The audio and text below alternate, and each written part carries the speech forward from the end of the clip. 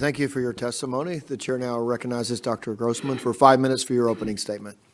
Thank you for the opportunity to address you. My name is Miriam Grossman.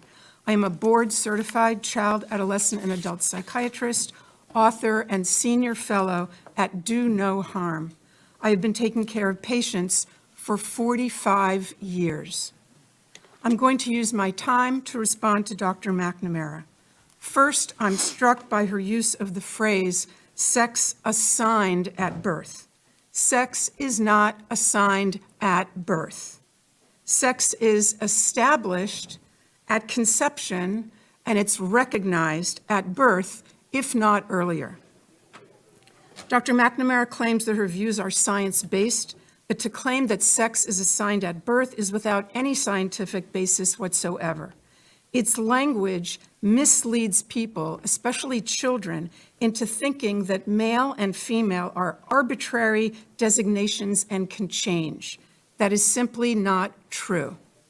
Dr. McNamara claims that social and medical interventions are the only evidence-based treatment and that scientific evidence shows it is life-saving. Without it, she's warning us, kids will commit suicide.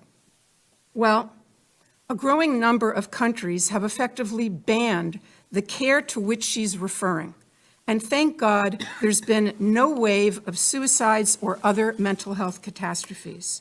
3 years ago, Finland placed strict limitations on medical interventions for minors. Sweden did the same thing after a 14-year-old girl was found to have osteoporosis and spinal fractures from puberty blockers. An investigation concluded, quote, the risks of anti-puberty and hormone treatment for those under 18 currently outweigh the possible benefits. The UK conducted a review and called the evidence very low. They've also placed severe restrictions on the care that Dr. McNamara calls life-saving. Norway also analyzed the data and has made similar changes in policy.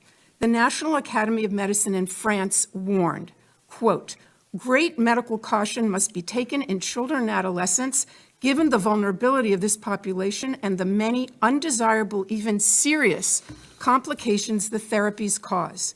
Doctors in New Zealand and Australia have published similar statements. Is Dr. McNamara suggesting that all these countries are rejecting evidence-based treatment and placing their kids at risk of suicide? Regarding that point of view, Finland's gender expert, Dr. Rita Kaltiela, said, quote, it's purposeful disinformation, the spreading of which is irresponsible.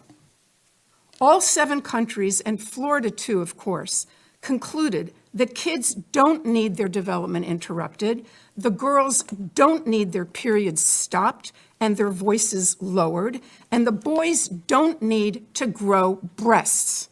What they need is psychotherapy.